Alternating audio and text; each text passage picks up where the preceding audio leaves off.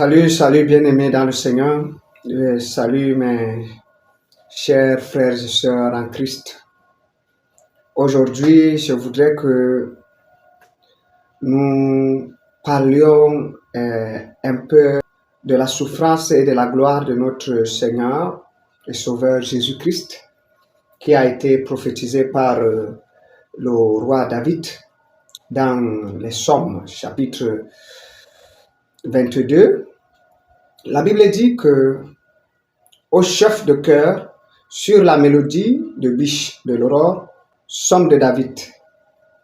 Mon Dieu, pourquoi m'as-tu abandonné?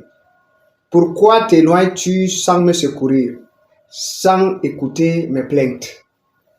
À entendre ces premières paroles, nous nous rappelons exactement de ce que notre Seigneur a dit dans les évangiles quand il était sur la croix. Le Seigneur, à un moment donné, quand tous les péchés des hommes sur la terre a été mis sur lui, il a crié « Eli, Eli, lama sabachthani », c'est-à-dire « mon Dieu, pourquoi m'as-tu abandonné ?» Et ici, c'était le roi David qui prophétisait avant même la naissance de notre Seigneur ce qui devrait se passer avec le Seigneur de gloire. Il dit « mon Dieu, pourquoi m'as-tu abandonné? Pourquoi t'éloignes-tu sans me secourir, sans écouter mes plaintes? Mon Dieu, je crie le jour et tu ne réponds pas. La nuit et je ne trouve pas de repos. Pourtant tu es le Saint. Tu sièges au milieu des louanges d'Israël. C'est en toi que nos ancêtres se confiaient. Ils se confiaient en toi et tu les délivrais. Ils criaient à toi et ils étaient sauvés. Ils se confiaient en toi et ils n'étaient pas déçus. Mais moi, je suis un ver et non un homme. La honte de l'humanité, celui que mon peuple méprise. Bien-aimés, quand vous suivez ce récit, vous voyez exactement, Jésus était méprisé des hommes. Il était rejeté des hommes. Il dit celui que le peuple méprise. Et Jésus était un roi, mais le peuple d'Israël l'a méprisé. Un jour, quand il faisait même son entrée triomphale à Jérusalem, les soldats sont venus dire que mais dis aux gens d'arrêter de faire le bruit. Pourquoi ils font tant de bruit? Jésus va dire que si eux, ils arrêtent de faire le bruit, je susciterai ces pierres-là pour m'adorer, pour me louer. Bien-aimé dans le Seigneur, il dit que, mais moi je suis un ver et non un homme. La honte de l'humanité, je suis la honte de l'humanité. C'est-à-dire, le roi David était en train de prophétiser que Jésus serait la honte de l'humanité, celui dont le peuple d'Israël va mépriser. Tous ceux qui me voient se moquent de moi. Il les ricane, il hoche la tête. Recommande ton sort à l'Éternel, l'Éternel le sauvera. Il le délivrera puisqu'il l'aime. Bien-aimé, écoutez bien. Oui, tu m'as fait sortir du ventre de ma mère et tu m'as mis en sécurité contre sa poitrine. Dès ma conception, j'ai été sous ta garde.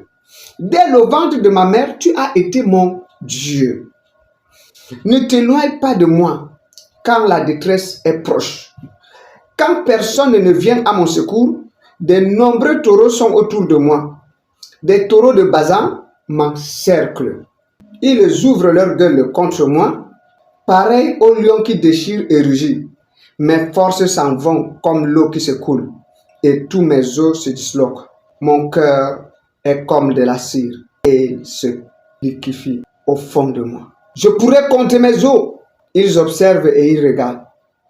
Ils se partagent mes vêtements. Ils tirent au sort mon habit. Même toi, Éternel, ne t'éloigne pas. Toi qui es ma force, viens vite à mon secours. Protège mon âme contre l'épée et ma vie contre le pouvoir des chiens. Sauve-moi de la gueule des lions et des cornes des buffles. Il dit ici que il se partage mes vêtements et il tire au sort mes habits. Et nous savons exactement qu'à un moment donné, les soldats ont tiré au sort les vêtements de Jésus. Ils ont tiré au sort. les vêtements de Jésus. Et le psalmiste était en train de prophétiser ici la souffrance de notre Seigneur de gloire.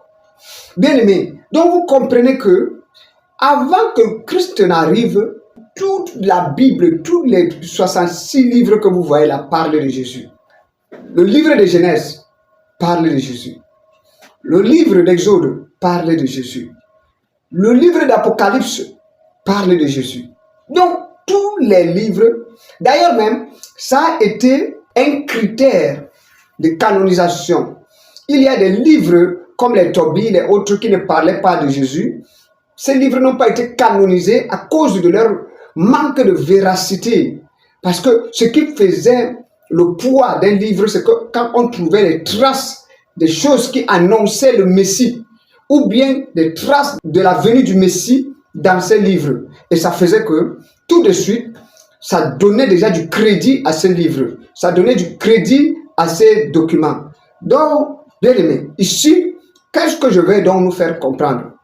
Je vais nous faire comprendre que le Seigneur Jésus, dont nous parlons chaque jour, est le Sauveur et le Seigneur de l'humanité. Tout homme qui a déjà entendu parler de lui, mais qui ne lui a pas encore donné son cœur, je crois que voilà l'occasion pour toi aujourd'hui de le faire. C'est l'occasion pour toi, parce que demain sera trop tard. Et je crois en une chose, aucun homme sur la terre n'a donné sa vie à Jésus et est resté le même. Aucun homme sur la terre ne s'est consacré à Jésus et est resté la même personne. Ce n'est pas possible. Ce n'est pas le Jésus que je vous prêche là. Ce n'est pas de notre Seigneur de gloire qu'il s'agit. C'est faux. Si tu as cru à Jésus-Christ et que ta vie est restée la même, ce n'est pas le Jésus que je suis en train de vous prêcher. Le Jésus que je suis en train de vous prêcher, c'est un Jésus qui a la capacité de prendre quelqu'un de la poussière de la terre pour le faire asseoir à la table des rois.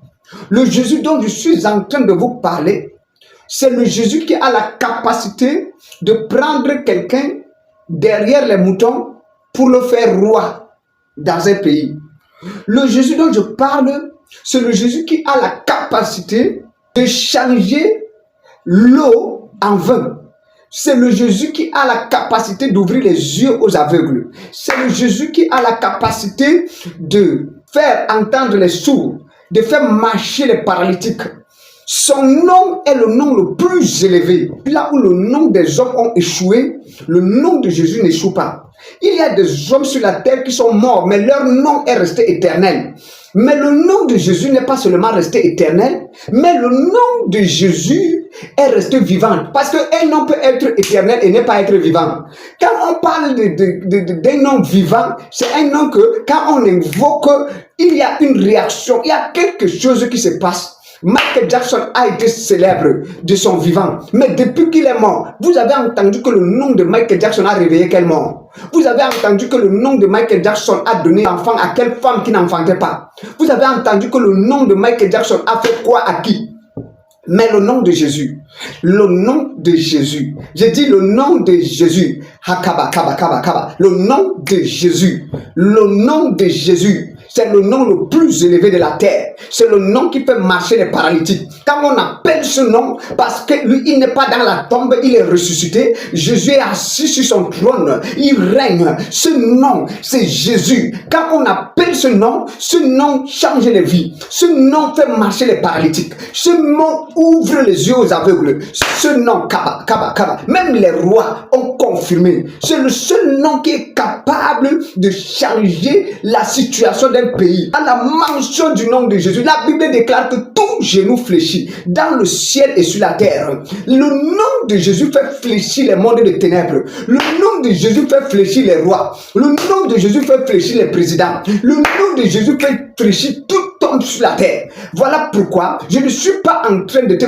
parler simplement d'un homme qui est mort et qui avait vécu un temps, ou bien un simple prophète. Je suis en train de te parler du Seigneur de gloire. L'homme sans qui tu n'as pas la vie éternelle. Si il est dans ta vie va changer. Si il vient dans ta vie aujourd'hui, Les choses vont changer. Tu vas entrer dans une nouvelle dimension de gloire. Tu vas entrer dans une nouvelle dimension du surnaturel. Ta vie même sera surnaturelle. Les gens vont se demander, mais qu'est-ce qui se passe avec toi? Et tu leur diras que c'est Jésus. Quand Jésus est là, bien-aimé, les choses sont différentes. Je suis venu te parler de ce Jésus-là. Ce Jésus que le roi David lui-même a annoncé. Les prophètes ont annoncé. Les rois ont annoncé. Les apôtres ont annoncé et aujourd'hui, c'est notre tour d'annoncer. Voilà pourquoi l'apôtre Paul va dire, malheur à moi si je n'annonce pas l'évangile. Je suis venu dire à quelqu'un, là où tu cherches la solution ne se trouve pas là-bas. Chez le marabout, il n'y a pas la solution. Chez le féticheur, il n'y a pas la solution.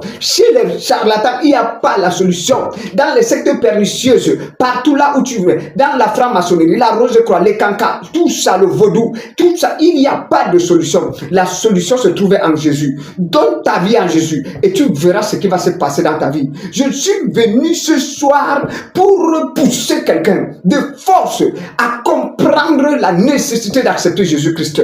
Jésus-Christ n'est pas le camarade de n'importe qui. Jésus-Christ n'est pas un prophète ordinaire comme d'autres religions le racontent. Jésus, c'est notre Seigneur et Sauveur. C'est le Seigneur de gloire. Avec moi, dis Alléluia. Si tu crois que Jésus est le Seigneur de gloire, dis Alléluia. Dis encore Alléluia. Dis encore Alléluia. Si tu ne sais pas comment on fait pour accepter Jésus, je voudrais simplement que tu répètes après moi. Répète après moi. Ferme les yeux et répète après moi. Fermer les yeux, ce n'est pas une formule, mais seulement je voudrais que tu sois concentré dans ton esprit. Seigneur Jésus, j'ai besoin de toi. Merci d'être mort sur la croix pour mes péchés. Aujourd'hui, j'ai écouté ta parole et je reconnais que tu es le Seigneur de gloire. Je te donne ma vie et je t'accepte comme mon Seigneur et Sauveur personnel. Viens dans ma vie, remplis-moi, fais de moi la personne que tu désires que je sois et ne te souviens plus de mon péché. Merci Papa, merci d'avoir fait de moi ton enfant. Donne-moi la force pour marcher dans la vérité et avec intégrité. Béni sois-tu Père, au nom de Jésus. Amen. Toi qui as fait cette prière, je voudrais déjà te dire félicitations. À partir de ce moment, tu es enfant de Dieu. La Bible dit qu'à tous ceux qui l'ont reçu, elle a donné le pouvoir de devenir enfant de Dieu. La parole faite chair, qui est Jésus. Sois béni. Shalom, shalom, shalom. Mandale kamaradia sabada eada. Dere kanana. Marani sanama soko kakiyara. Borabazia tokonono. Meradadia santa barakoro sunaman. Iradia raga sunamambe. Araboshata, Yaraboshata, Yaraboshata, Elemantoro kozuza mantara diasata, Geramatsu kamadana, Nayakara dia soradia mantoko pregete, Ida bara kukamano suka, Eledere, Daraguza matora sadaga, Gerabada suka mano radi sakakata palados.